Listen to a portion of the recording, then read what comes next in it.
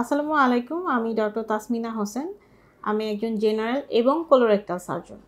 আজকে আমরা আপনাদের সাথে পায়খানার রাস্তা বা মলদ্বারের চুলকানি বিষয়ে কথা বলবো কিছু। পায়খানার রাস্তার চুলকানি বা মলদ্বারের যে রাস্তা সেখানে চুলকানি বা অ্যানাসের আশেপাশে ইন্টেন্স ইচিং, এই রোগটি একটি মোটামুটি বেশ কমন রোগ, স্পেশালিটি মহিলাদের বেশি হয়। এই রোগটাকে আমরা আমাদের ডাক্তারি টার্মে প্রুরাইটাস অ্যানাই বলি। প্রুরাইটাস অ্যানাই বা পায়খানা রাস্তার চুলকানি এই রোগটি কিছুটা ভোগান্তির রোগ। এটি আসলে সহজে ঠিক হতে চায় না, কিন্তু যদি আপনি ঠিকমতো চিকিৎসা নেন, ডাক্তারের পরামর্শ মেনে চলেন, তাহলে কিন্তু অনেক উপকার পাবেন। প্রথমেই বলি প্রুরাইটাস অ্যানাই এই রোগটা সম্পর্কে কিছু বলতে চাই। প্রুরাইটাস অ্যানাই যে রোগটি, এটি বিভিন্ন কারণে হয়ে থাকে। এই বিভিন্ন কারণগুলি কারো হয় জেনেটিক সমস্যা, কারো বিভিন্ন ওষুধের সমস্যার কারণে হয়, কারো কোনো খাদ্যের কারণে হয়। যেমন কিছু কিছু রোগী আছে যাদের হচ্ছে যে ভিটামিন সি জাতীয় খাবার বেশি খেলে অনেক সময় চুলকানি বেড়ে যায়। অনেক রোগী আছে যাদের চা কফি খেলে বেড়ে যায়, অনেকে চকলেট খেলে বেড়ে যায়।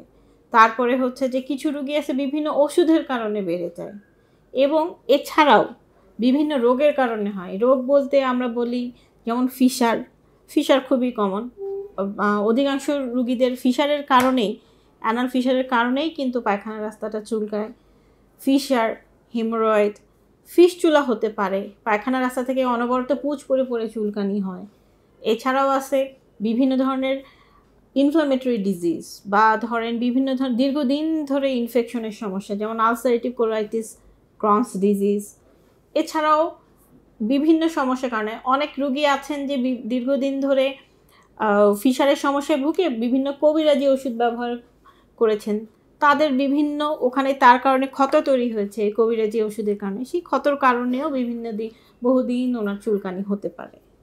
তো এই প্রুরাইটাস অ্যানাই যে রোগটি আছে, সেটির চিকিৎসা মূলত কিন্তু কিছুটা লাইফস্টাইল মডিফিকেশন এবং তো ওষুধপত্র। এটার জন্য সার্জারি সাধারণত আমরা সাজেস্ট করি না।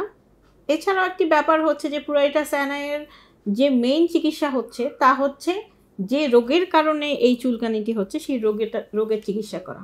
যেমন যদি হয় রুগীর পাইলসের সমস্যা বা হেমোরয়েড, তাহলে আমরা যদি পাইলসের চিকিৎসা করি রুগীর কিন্তু চুলকানি কমে যাবে। যেসব রুগীর ফিশার আছে তাদের যদি ফিশারের চিকিৎসা করে দিই তাহলে রুগী ভালো হয়ে যাবে। ঠিক সেইভাবে রুগীর যেসব সমস্যার কারণে এই চুলকানিটি হচ্ছে, আমরা যদি সমস্যাটাকে নির্মূল করে দিতে পারি, তাহলে কিন্তু রুগীরা চুলকানি হবে না। এখন এই রুগীর প্রুরাইটাস অ্যানাই বা মলদ্বারের চুলকানির যে সমস্যাটা, এটাকে আমরা কয়েকটা স্টেপে ভাগ করে চিকিৎসা করি। একটা হচ্ছে first step, then second step, then third step. First step হচ্ছে যে আমরা এই রোগগুলোর চিকিৎসা করব, একটা বেশ 2 থেকে 3 মাসের একটা চিকিৎসা দিয়ে আমরা পেশেন্টকে মনিটর করব।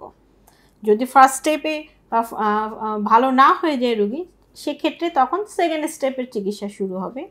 সবই কিন্তু বিভিন্ন ধরনের অয়েন্টমেন্ট দিয়ে চিকিৎসা হবে, এবং ফাইনালি গিয়ে যদি আর কিছু নাই করা যায়, তখন আমরা চিন্তা করি মাঝে মাঝে সার্জারি। কিন্তু আরেকটি ব্যাপার বলতে চাই, এই প্রুরাইটাস অ্যানাই বা চুলকানির সাথে সবচেয়ে বড় যে জিনিসটি জড়িত থাকে রুগীদের, সেটি হচ্ছে একটু সাইকোলজিক্যাল ডিসঅর্ডার। অনেক রুগী বিভিন্ন ধরনের সাইকোলজিক্যাল ডিসঅর্ডারে ভুগেন, যার কারণে পায়খানা রাস্তার চুলকানি আমরা সহজে সারাতে পারি না। সো সবসময় মনে রাখবেন যে সাইকোলজিক্যাল যে ডিসঅর্ডারটা থাকে বা মানসিক যে সমস্যা থাকে, সেই রোগের যদি আমরা চিকিৎসা না করি, আমরা কিন্তু এই চুলকানিগুলো সবসময় সারাতে পারি না। সবাইকে ধন্যবাদ।